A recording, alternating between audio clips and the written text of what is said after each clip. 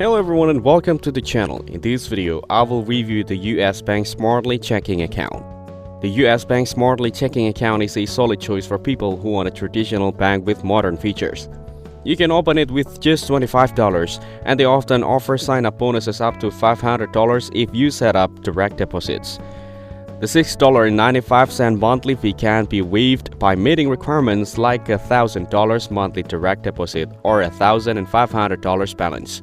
It comes with handy features like budgeting tools, Zelle, mobile check deposit, and access to over 40,000 ATMs through MoneyPass.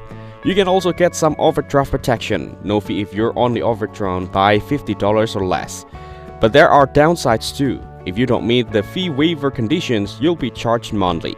Interest rates are extremely low, and out-of-the-network ATM use can cost around $3 per transaction. Some users also report frustrating customer service and long phone wait times. Overdrafts for $50 still carry a $36 fee, and the account isn't available in all 50 states. Also, if you don't use your account for a while, there may be a dormant account fee.